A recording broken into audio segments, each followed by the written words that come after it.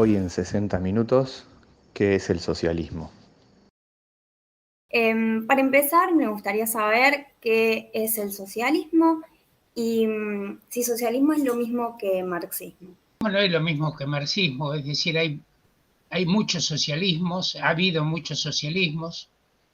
Fíjate vos que, por ejemplo, en el Manifiesto Comunista, Marx y Engels hablan de varios socialismos: socialismo pequeño burgués, burgués, conservador reaccionario, no sé, un montón de socialismos.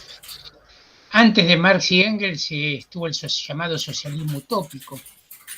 En realidad, el socialismo de Marx y Engels, que ellos modestamente lo llaman científico, es una ruptura con el socialismo utópico. Pero incluso ha habido ideas socialistas o comunistas más antiguas. Por ejemplo, si uno estudia a los historiadores que trabajaron sobre los movimientos milenaristas del milenio, de campesinos, etcétera, había una idea muy extendida en las masas populares durante mucho tiempo, de que, por ejemplo, la tierra era un don de Dios y debía pertenecer a la comunidad, así como la lluvia pertenecía a todos o el aire pertenecía a todos. Eran una especie de comunismos espontáneos incluso. En la Revolución Francesa, Babeuf, por ejemplo, Babeuf y la conspiración de los iguales, ellos plantean también una especie de comunidad, de suprimir la propiedad, ¿no? Y establecer una comunidad de bienes y de trabajos. Y después se ha seguido extendiendo. En realidad, vos encontrás cantidad de gente que se considera socialista, pero después, cuando empezamos a escarbar un poco, hay muchas diferencias. Por ejemplo, en el viejo socialismo democrático argentino, el Partido Socialista Democrático, ellos en realidad defendían un sistema capitalista con cooperativas, pero que funcionaban como capitalismo. Bueno, terminó defendiendo la dictadura de Videla, digamos, el socialismo democrático. Mussolini se consideraba fue de origen socialista y era nacionalsocialista. Entonces hay muchas variantes de esto. Hay algunos que se consideran socialistas por defender la pequeña propiedad. Por ejemplo, para ellos socialismo es combatir al gran capital, pero la pequeña propiedad capitalista la defienden. Otros pueden plantear que el socialismo es una cierta distribución más igualitaria de la riqueza a través de impuestos. Por ejemplo, es lo que Marx llama socialismo burgués. Algunos piensan que socialismo es acabar con el capital e interés, y entonces por ese lado ya empieza el socialismo, si suprimimos los intereses. En ese sentido, bueno, por otro lado, en la historia de la Unión Soviética o de China, o del bloque de Europa Oriental, socialismo era un régimen burocrático, como lo llamaron el socialismo real, bien, pero era un régimen terriblemente burocrático que tenía poco que ver con el programa de Marx y de Engels. Stalin proclamó en 1936 que en lo esencial estaba cumplido el socialismo en la Unión Soviética, en medio de campos de concentración, grandes tensiones sociales, diferencias de ingresos muy grandes entre la burocracia y las masas trabajadoras, etc. Entonces yo creo que efectivamente el significado, el contenido del socialismo es un campo de disputa también, de lucha ideológica y de pelea ideológica. Por ejemplo, yo discutí mucho esto del socialismo siglo XXI de Venezuela, del chavismo. Hubo mucha gente que defendió esto, pensando que incluso recomponía la agenda del socialismo y el programa del socialismo ante la caída de la Unión Soviética, el giro de China al capitalismo. Bueno, ahí teníamos ahora la nueva esperanza. Y entonces también se considera que es socialismo una especie de burocracia estatista, nacionalista y lumpen, en gran medida lumpen, porque ni siquiera tiene algunos rasgos que tenía la vieja burocracia socialista de invertir productivamente, bien, de tratar de desarrollar fuerzas productivas o cosas por el estilo. Aquí en Venezuela nada. Se ha llegado casi a la disolución social de la clase trabajadora, un socialismo que termina debilitando la clase trabajadora, con millones de obreros exiliados, de una descomposición social por todos lados. Bueno, ahora hay gente que sigue creyendo que eso es construcción socialista o marcha al socialismo, cosas por el estilo. Entonces yo creo que estas cuestiones son motivo de lucha, de disputa, de discusión. Yo pienso que hay algunas grandes divisorias, por algunas que me defino yo. Por ejemplo, si el socialismo es nacionalista o es internacionalista. Esta es una gran discusión, un gran debate. La otra es si el socialismo se construye desde arriba o es una construcción colectiva desde abajo. Por ejemplo, en la historia de la Unión Soviética, escrita por el PQ, por el Partido Comunista de la Unión Soviética, se caracterizaba que la colectivización forzosa de los años 30, que provocó millones de muertos, y la industrialización a marchas aceleradas, que también fue un golpe terrible para la clase trabajadora, bueno, que todo eso era una revolución desde arriba, revolución socialista desde arriba. Hubo un gran trotskista de Isaac Deutscher que pensaba lo mismo, que había sido una revolución desde arriba. Bueno, yo pienso que no hay revoluciones socialistas desde arriba, es una contradicción en los términos. O el socialismo es una construcción colectiva o no es socialismo. Estos son parte de los ejes de discusión que tenemos planteadas en la izquierda. Sobre todo porque aquí hay un problema, yo creo, muy, muy serio, muy grave. Yo le he planteado en esto, muy poca gente me llevó el apunte, pero creo que hay un problema muy grave en que el proyecto socialista ha quebrado en gran medida en la conciencia de las masas trabajadoras. No es solamente que ha habido derrotas físicas, si uno quiere. Por ejemplo, uno puede decir, los mineros que le hacen la huelga a Margaret Thatcher, en Gran Bretaña fueron derrotados. Ahora, hay derrotas que son físicas, pero no políticas ideológicas. Lo pongo de esta manera. La Comuna de París fue derrotada, ¿bien? La aplastaron, la ahogaron en sangre. Pero el ideal de la Comuna de París quedó vivo. Un comunero venía a Buenos Aires del fin del siglo XIX y el ideal de la comuna lo podía transmitir y era tomado por anarquistas, por socialistas, es decir, era una alternativa. Entonces, como también fue una alternativa en su momento a la Revolución Rusa, la Revolución de Octubre. Mi abuelo, que era socialista, un obrero socialista, me decía que cuando vino el primer barco soviético con la bandera roja a Buenos Aires, iban al puerto y lloraban los obreros, de la emoción de que era un estado de la clase trabajadora. El problema es, digamos, entonces había un norte, pero el problema es que ahora no existe este norte. Porque ante la conciencia de millones de seres humanos, lo que fracasó es el socialismo, en la Unión Soviética, en China o en Venezuela. Y entonces, esto genera un problema serio, porque hay corrientes políticas marxistas o socialistas que piensan que esta crisis se supera llamando a la lucha todo el día. Y esto no se supera solamente llamando a la lucha.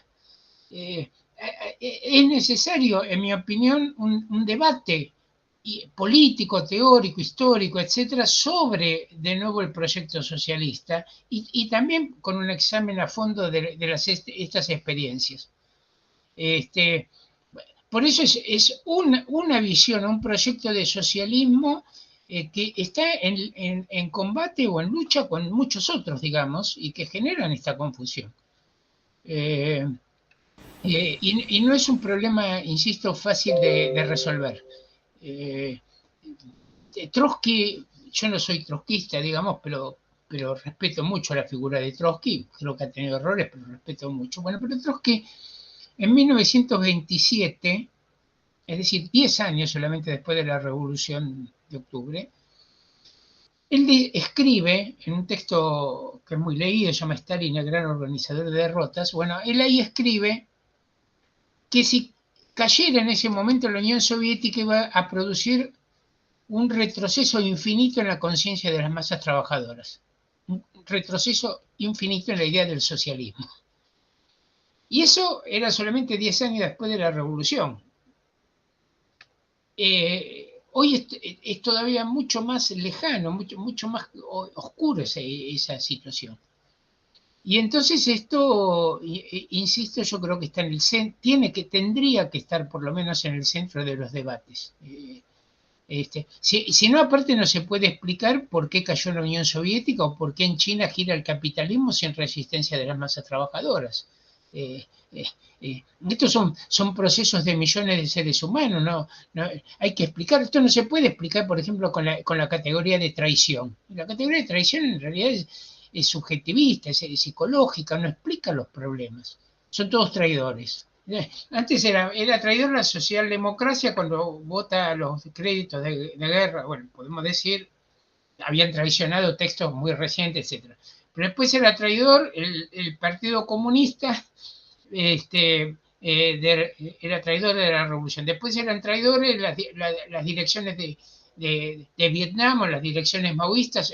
Bueno, la historia no se puede explicar por traiciones, son procesos de masas y de luchas de clases que superan esa explicación, ¿bien? Que están por fuera de esa explicación. Para continuar, nos gustaría saber si los socialistas son anticapitalistas y en qué pueden divergir estos términos. Bueno, yo diría que los que son realmente anticapitalistas claramente son los marxistas. Después hay también socialismo, uno podría decir socialismos burocráticos podrían ser anticapitalistas en el sentido de no es un régimen socialista, pero tampoco es un régimen capitalista. Ahora, hay socialistas que son procapitalistas. Puse el ejemplo de la socialdemocracia. Por ejemplo, la socialdemocracia, gente que se decía yo soy socialista, pero defendían un sistema capitalista. Y se puede ser, aparte, ser anticapitalista por diversos motivos. Por ejemplo, alguien puede ser anticapitalista porque el capitalismo funde a la pequeña empresa y a la pyme, etc. Entonces yo soy un procapitalista, pero hasta cierto tamaño de las empresas, ¿bien? Hay bastante de esto. Yo creo que en realidad el planteo marxista es ser anticapitalista porque tiene un eje fundamental, yo creo que el marxismo, que es demostrar que el sistema capitalista es un sistema basado en la explotación del trabajo. A ver, esto uno le enuncia y parecen frases hechas, frases gastadas, pero es una frase con mucho contenido, porque lo que se está diciendo es que hay un grupo social, que son los propietarios de los medios de producción, que viven a costillas del trabajo de otro sector de la sociedad.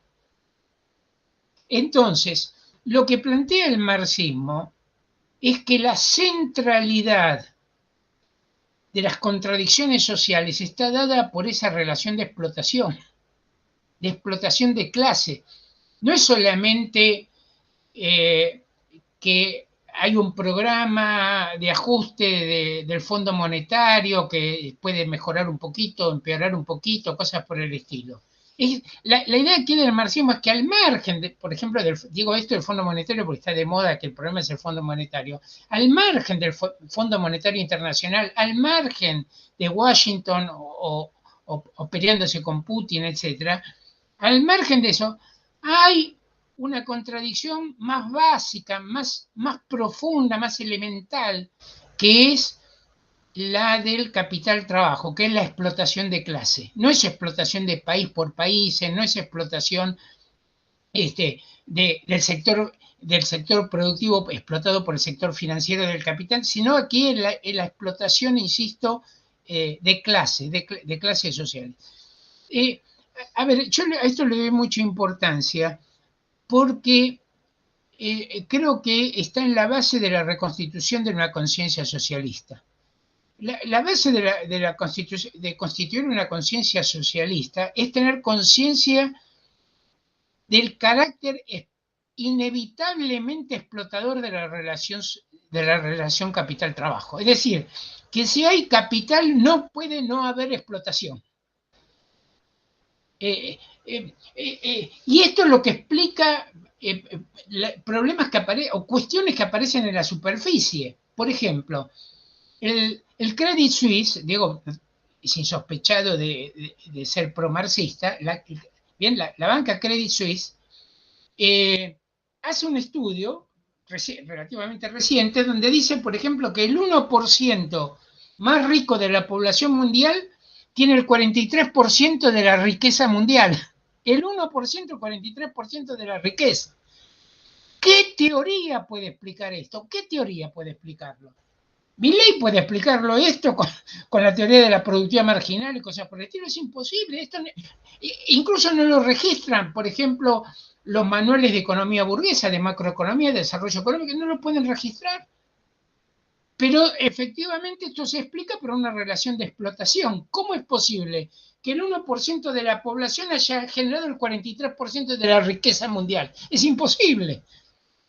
Tendríamos que postular que los accionistas de esas empresas, que estamos hablando de gente con 2, 3, 5, 10 millones de dólares o más, han generado esa riqueza, tienen esa riqueza porque la han generado ellos, o tienen esa riqueza porque esta es una sociedad basada en la explotación del trabajo.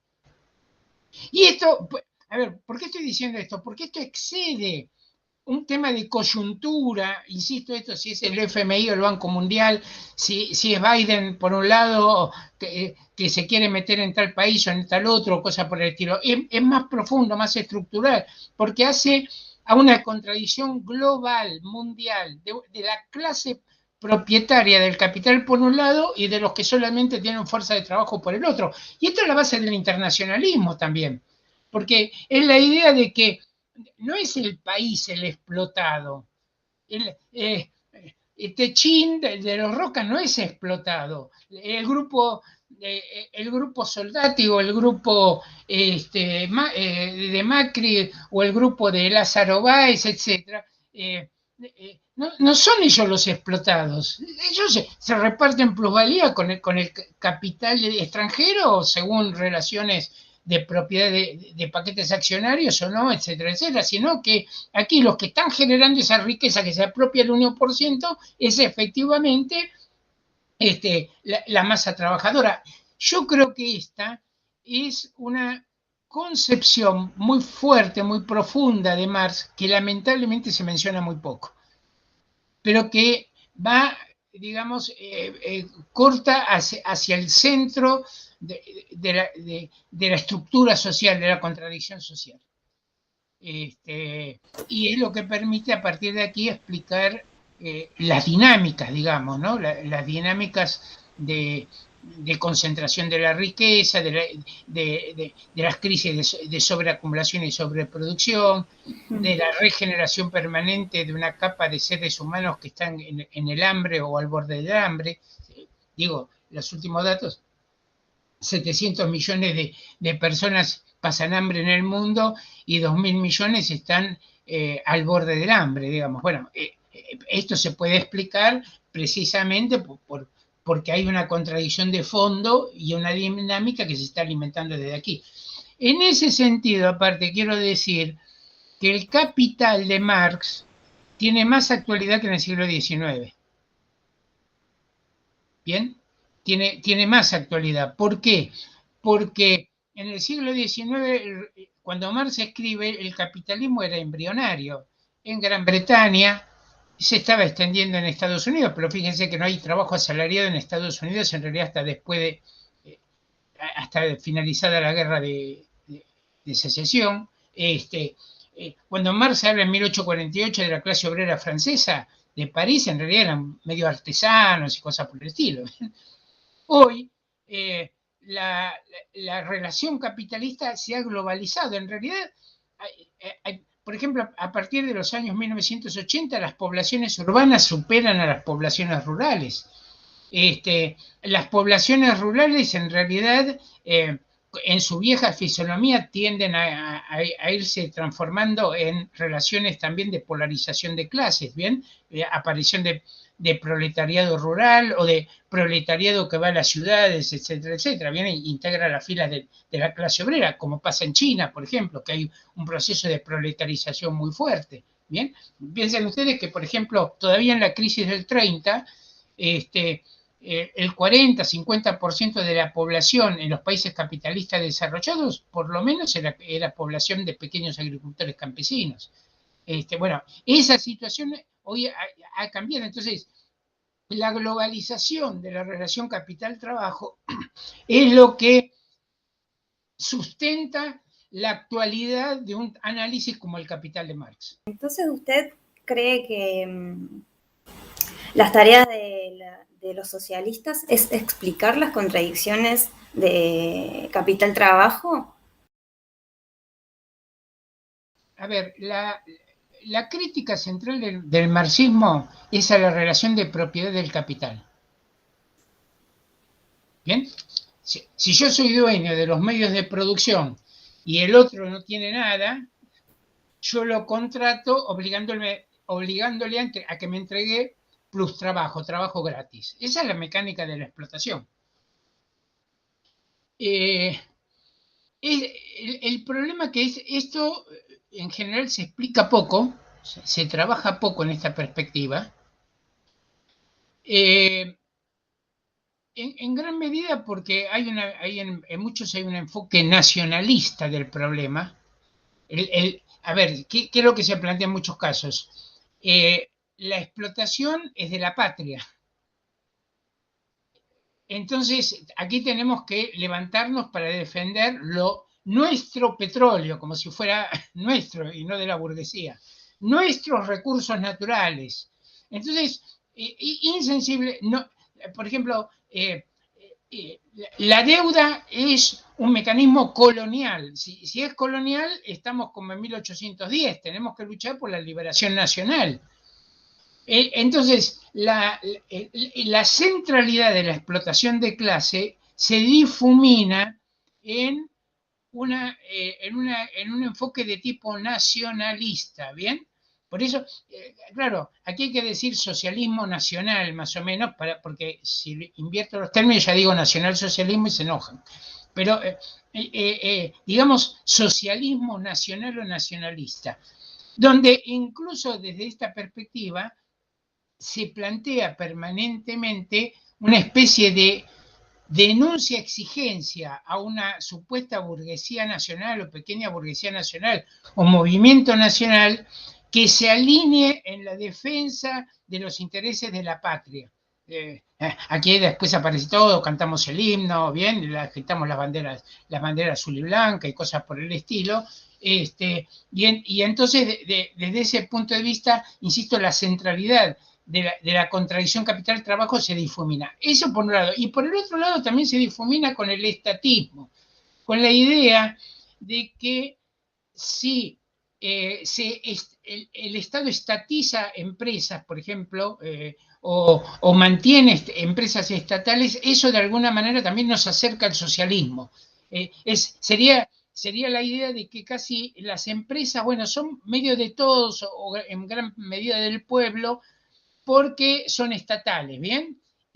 Fíjense que de ahí incluso se filtran ideologías favorables a la conciliación de clases también. Por ejemplo, que los trabajadores muchas veces estatales tienen que de alguna manera defender al Estado patrón, bien, al Estado como empleador o cosas por el estilo. Ideas que en ese sentido es interesante, habían sido muy criticadas por Marx y Engels. Entre los variantes de socialismo que hubo en el siglo XIX, hubo un socialismo estatista en Alemania. Había socialistas que pensaban, como Bismarck, el canciller alemán, había estatizado empresas, algunas empresas, entonces estos planteaban que por ese camino también se avanzaba hacia el socialismo. Bien, era un paso intermedio. Bueno, Engels, en ese sentido, los critica con acuerdos de Marx, porque la crítica de Engels está en el Anti-Düring que Marx ha leído, etcétera, etcétera. Entonces, a ver, voy a este aspecto porque me cuestionan mucho esta cuestión de cuál sería la actividad de los marxistas, etcétera, ¿no? En esta etapa histórica estoy hablando, frente a lo que nos encontramos. Por empezar, yo creo que, por un lado, como todo marxista, tiene que luchar por las reivindicaciones elementales, democráticas, de condiciones laborales, etcétera, que tengamos presente, bien, si es el derecho al aborto, si es el derecho al matrimonio igualitario, si es la libertad sindical, si es por aumentos salariales o lo que sea, pelear por todos esos combates elementales. Ahora, en esa pelea tenemos que ser lo más unitarios posible y estamos con mucha otra gente que no comparte los objetivos finales. Bien, pero es la unidad de acción por lo elemental. Yo eso jamás lo he cuestionado y digo, hay que hacer eso.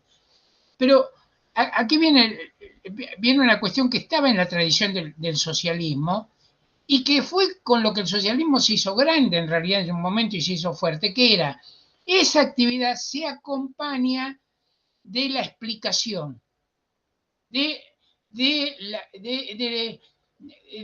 presentar perspectivas más generales, ¿bien? Que no se encapsula en una consigna solución, sino que es mostrar, por ejemplo, es un sistema que se basa en la explotación, el socialismo puede ofrecer una perspectiva de una sociedad organizada de otra manera, etcétera, etcétera. Esta tarea que es de explicar ha sido fundamental en el marxismo y en gran medida se ha dejado de lado. Lo planteo de esta manera. Por ejemplo, lo que muchos dicen es hay que agitar consignas, agitar. Y muchas veces agitar, salgamos a la lucha. Bueno, primero no se acumula fuerza llamando todos los días a luchar, no hay manera de acumular fuerza por esa vía. Sectores, sobre todo en la clase trabajadora, ¿bien? Pero aparte se desvirtúa la idea de lo que es agitación. La agitación, esto lo dijo alguna vez Lenin muy bien, agitar no es gritar 2 o 3 consignas. Agitar, decía Lenin, es explicar en forma sencilla a las masas trabajadoras 1 o 2 ideas. Por eso Lenin decía es un arte. Yo cuando militaba decía, ¿qué arte hay en esto de gritar? No paguemos la deuda externa, no paguemos ¿dónde está el arte de esto? No. Lenin decía, el arte es en explicar algunas ideas a las masas trabajadoras.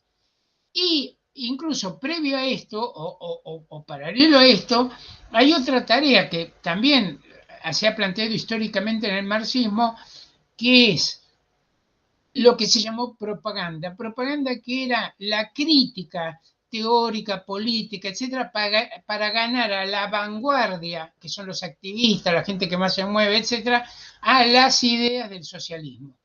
Por ejemplo, yo pienso que hoy la mayor parte de los activistas, luchadores, etcétera, la gente que más se mueve aquí en Argentina, una enorme mayoría son, por ejemplo, profundamente nacionalistas. Bueno, eso hay que discutirlo alguna vez. Hay que ponerlo en discusión, hay que ponerlo en discusión sin demagogia.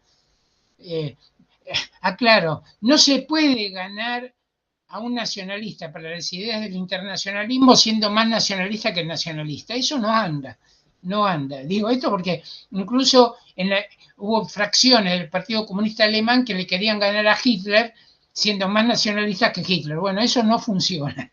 Hay que poner en discusión estas cuestiones. Bien, el carácter global del sistema capitalista, las leyes del sistema capitalista que exceden lo nacional y la necesidad de que consideremos hermanos de clase a un obrero de Estados Unidos por encima de cualquier burgués argentino, a un obrero de Alemania o de Francia por encima de cualquier burgués argentino. Esa es la idea profunda del socialismo. El socialismo es internacionalista, no es nacionalista.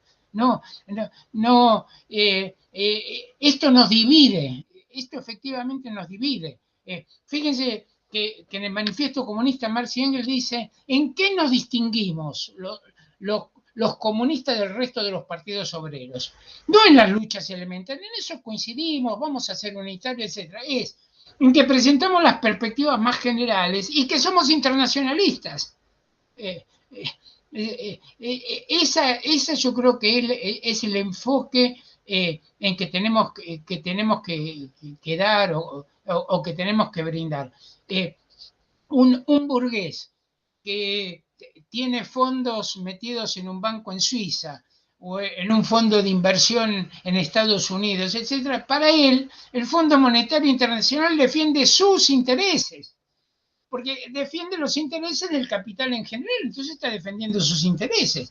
No hay un conflicto nacional en ese hombre, no es un problema de conflicto nacional, es un problema de conflicto de clase. ¿Qué revoluciones podrían decir que fueron socialistas?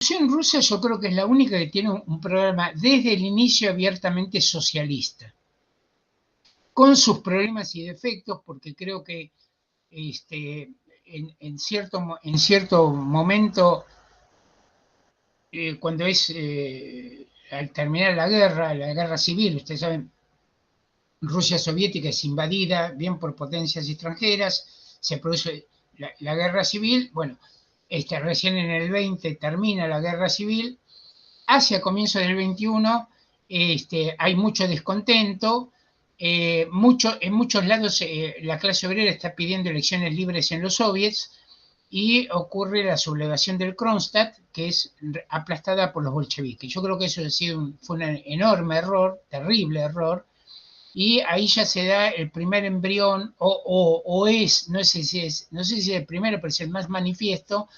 del partido en cierto sentido reemplazando a las masas trabajadoras. ¿Bien? Todo indicaría que si había elecciones libres a los soviets en los primeros meses de 1921 iban a ganar los mencheviques, iban a desplazar a los bolcheviques, iban a ganar los mencheviques. Pero de todas maneras uno puede decir que durante todos esos primeros años de la revolución hay un proyecto consciente de avanzar al socialismo. Lenin, yo creo que al final de su vida se da cuenta que hay que retroceder con la nueva política económica que introduce relaciones de mercado con los campesinos, y termina escribiendo incluso en textos que quedaron en sus últimos papeles, que había que avanzar muy lentamente en ir transformando en cooperativas agrarias, digamos, a las pequeñas unidades campesinas. Todo esto en la perspectiva de que la Revolución Rusa había quedado aislada de Occidente. Pensemos que en realidad en la Revolución del 17 y en el 18-19 la perspectiva de los bolcheviques era que la Revolución Europea ya era inminente. Incluso cuando termina el primer congreso de la Internacional Comunista, Lenin da un último discurso donde uno ahí está diciendo más o menos, bueno, en semanas estamos con la revolución en Alemania, el ejército rojo entra en Polonia y se van a levantar los polacos bueno, nada de eso pasó, digamos, frenaron la revolución y de todas maneras hasta por lo menos principios de los 20 se mantiene vivo ese proyecto de transformación socialista, donde socialismo es entendido, en esto Lenin es explícito, como administración por las masas de los medios de producción, no por la burocracia estatal. Él dice, llegar al socialismo significa incorporar a las masas trabajadoras, no solamente al control, como diríamos del control obrero y cosas por el estilo, sino ahora a la administración de los medios de producción. Eso es el socialismo. Bueno, ese proyecto socialista en realidad es derrotado, yo pienso, en los años 30. Mi idea, en esto difiero con los trotskistas, mi idea es que en los años 30 la Rusia soviética deja de ser un estado proletario. Si no, no se puede entender la violencia de las relaciones en aquel momento, lo que fue la represión. A ver, hay que pensar que, por ejemplo, según datos conservadores, se considera que con la colectivización agraria, la colectivización que hace Stalin en pocos años, donde obliga a los campesinos a entrar en cooperativas, bueno, se calcula que murieron entre 5 y 6 millones de campesinos. 5 y 6 millones. Se deportaban en masa a los campesinos kulaks, o más ricos, por ejemplo. Fue un desastre. Morían por millones. Hubo incluso canibalismo de gente muerta, digamos, y de algunos también en caso de vivos. También. La desesperación fue terrible. Hubo hambrunas espantosas. ¿Qué efecto tuvo esto? Rompió definitivamente la alianza obrera y campesina que había sido la base de octubre. A partir de ese momento la revolución se bloquea, el socialismo se bloquea, incluso cada vez que el régimen trata de elevar la productividad campesina les da concesiones en sentido procapitalista, diríamos, o pro mercado, cosas por el estilo, pro interés individual, etc. Y después está la industrialización a marchas forzadas que agota a la clase obrera, incluso con estatutos como es el Estatuto Laboral de 1940, que es terriblemente represivo. Por ejemplo, se castigaba con despidos o multas gravísimas obreros que llegaban tarde al trabajo cuando el sistema de transporte estaba todo desbarajado, por ejemplo. Bueno, y todo esto en medio de un clima aparte muy reaccionario. Se vuelve atrás en conquistas que había habido, por ejemplo, con relación a los homosexuales, con relación a la facilidad para el divorcio. Bueno, todo eso también se vuelve para atrás. Habían surgido en los años 20 comunas obreras, donde aplicaban los obreros especies como es criterios comunistas para repartirse el salario entre ellos, etc. Eso es suprimido por el estalinismo. ¿Bien? Bueno, y la represión terrible sobre las alas críticas del partido, los sindicatos, el arte, por todos lados.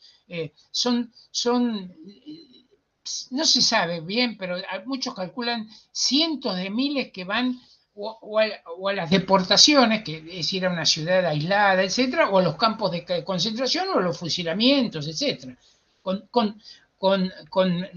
Con métodos de tortura muy sofisticados. No sé si sabían que los métodos de tortura consistían sobre todo en no dejar dormir a la gente hasta que la quebraban, ¿bien?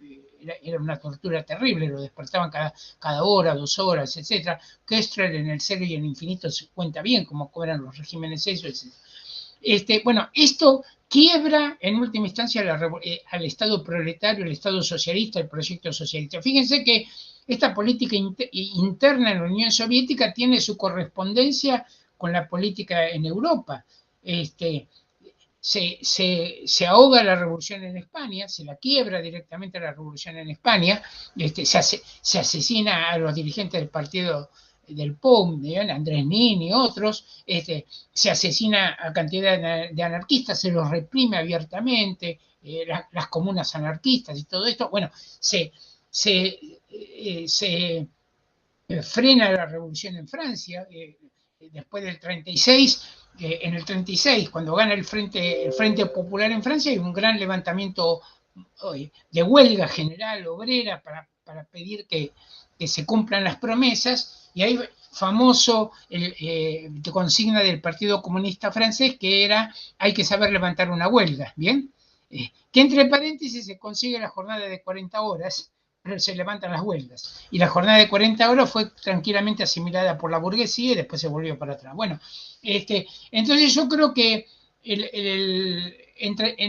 aproximadamente en los 30, en ese periodo, el Estado soviético pierde su característica de proletario, no vuelve al capitalismo, queda bloqueado y de hecho el régimen de gestión burocrática se va desgastando.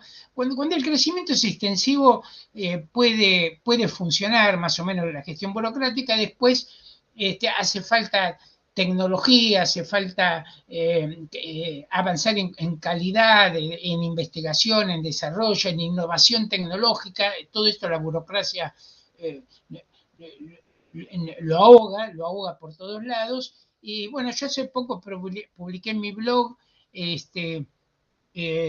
datos sobre esto. Ya en los años 70 y sobre todo en los 80, la economía soviética no crecía, no avanzaba la productividad, no avanzaba la producción, había problemas incluso ecológicos cada vez más graves, había carencia de mano de obra, había carencia de fuentes energéticas, bien, porque había mucho despilfarro, bien, y eso es lo que empieza a generar la Gorbachov, la perestroika y todo lo demás, que no es una traición, en realidad es que estaba bloqueado ahí el camino, bien, no avanzaba. Los otros casos ya, aparte de China y de otros países, ya son distintos, en mi opinión. De entrada ya está mucho más dominado por la burocracia. El proyecto de entrada en muchos de estos casos fue economías estatistas, ¿bien? Por ejemplo, esto sobre todo en Europa Oriental. Es interesante en ese sentido que cuando se produce la entrada del Ejército Rojo en Europa Oriental, el centro de Europa Oriental, la Corte Internacional caracterizó que ahora eran nuevos estados proletarios, bien, que la revolución se estaba extendiendo, y ahí es interesante, me parece, la posición de Natalia Sedova, la vieja compañera de Trotsky, bien, Trotsky ya había muerto en el 40, que ella rompe con la internacional diciendo esto ya no es socialismo, esto no tiene nada que ver con un estado proletario, el propio Trotsky no hubiese aceptado esto, etc. Bueno, ahí se produce una decisión, insisto, en la Corte Internacional por este tema. En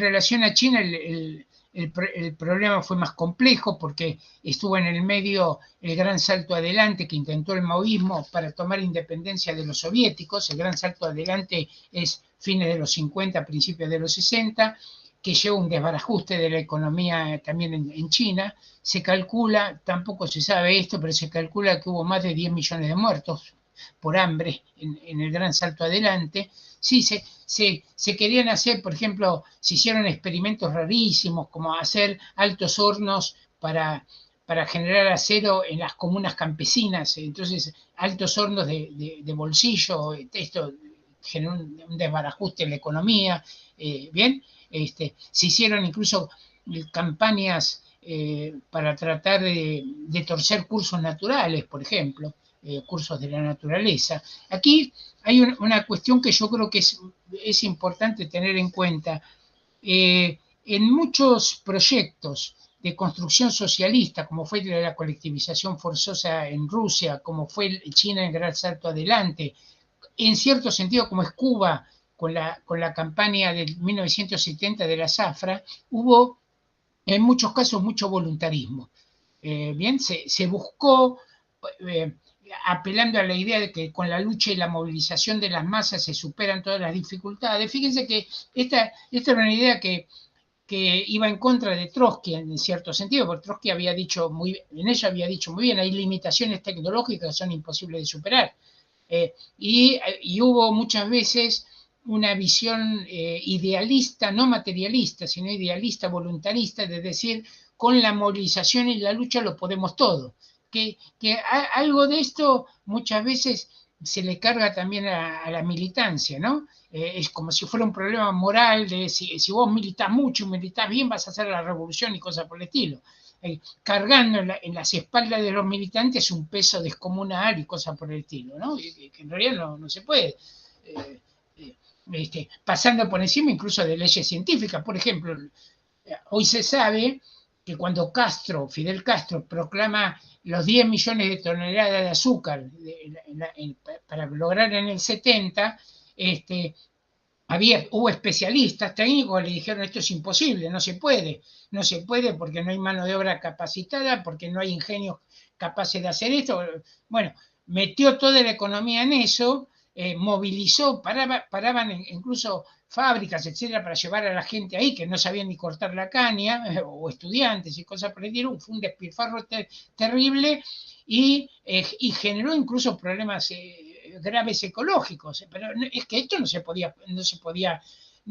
podía superar como voluntarismo. El voluntarismo en ese sentido, desconocer las restricciones objetivas, materialistas, etcétera, también es muy grave. Es muy grave porque lleva al desgaste de las fuerzas y permite después que vengan reacciones muy grandes. En ese sentido, por ejemplo, en China, con lo de Mao llama una lucha contra las ratas que comían el grano, contra los mosquitos, ¿no? y contra los gorriones, porque también comían el grano, etc. Y entonces inician una movilización, todo como se hacía en China, ¿no? Gigantescas movilizaciones para matar gorriones. Los mataban en realidad golpeando cacerolas o haciendo mucho bochinche, tambores, etcétera. Entonces el animal volaba y volaba hasta caer agotado, bien, porque no se posaba en los árboles. Bueno, ¿qué pasó? Los gorriones mantenían el equilibrio ecológico con las langostas. Eliminaron los gorriones y aparecieron las plagas de langosta y hubo que importar gorriones de la Unión Soviética. Ahora, a lo que voy yo es que lo grave de esto era que se hacían cosas de este tipo que no eran consultadas con científicos, con biólogos, con especialistas. ¿Bien? Esta idea es muy grave. Es la idea de que yo con la voluntad puedo hacer todo. Insisto, ese criterio yo lo he visto en muchos partidos. ¿Bien? Que se le descarga a la militancia, porque la dirección siempre tiene razón, pero se le descarga a la militancia como esa responsabilidad moral de vos con tu lucha, con tu movilización podés cambiar las cosas, etc. Incluso muchas veces lleva a reemplazar a la clase obrera. Si en una fábrica los obreros no hacen el piquete de huelga, vamos nosotros con un grupo de estudiantes y hacemos el piquete de huelga. Bueno, eso no educa en el socialismo a nadie. ¿Qué le propone a alguien que quiere iniciar su formación socialista y cuáles serían los aportes centrales a la hora de pensar a un militante socialista? Hay un problema con los textos de iniciación. Hay poco trabajado en por ejemplo, Marx y Engels no tenían muchos trabajos donde sintetizaran de alguna manera las principales ideas, ¿no? Está el Manifiesto Comunista, por supuesto, ubicándolo históricamente, es una primera aproximación. Yo defiendo mucho también que se lea el socialismo utópico, el socialismo científico, que es una parte del Anti-Dühring de Engels, porque muestra bien por lo menos en dónde está la ruptura del marxismo científico con los marxismos idealistas utópicos. A ver, me detengo un momento en esto.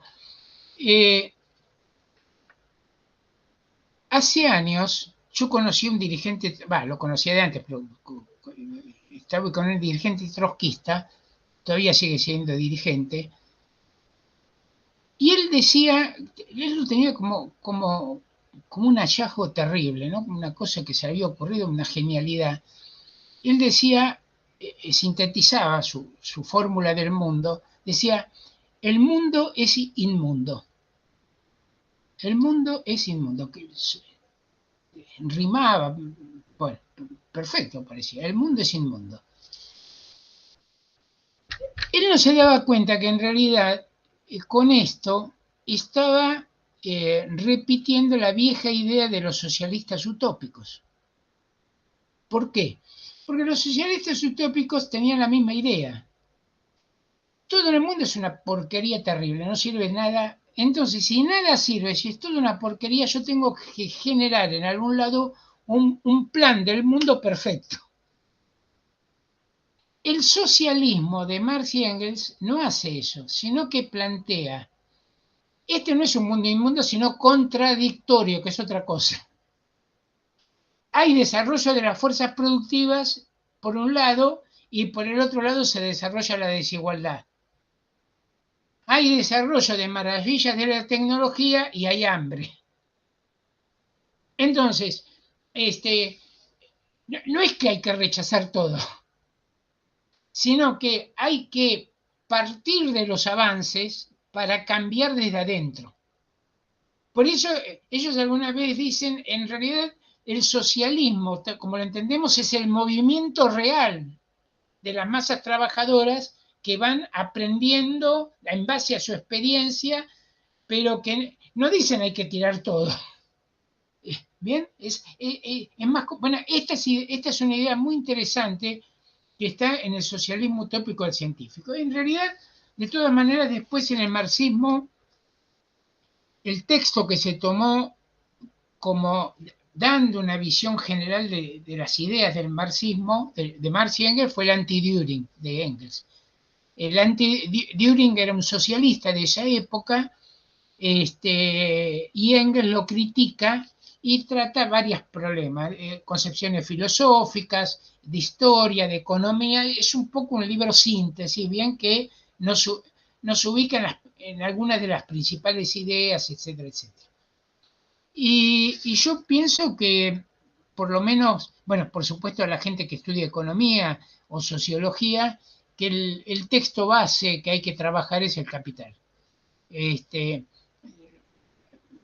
Yo comprendo que, a ver, es muy complicado el primer capítulo, tal vez el tercero, que trata del dinero, después se alivia.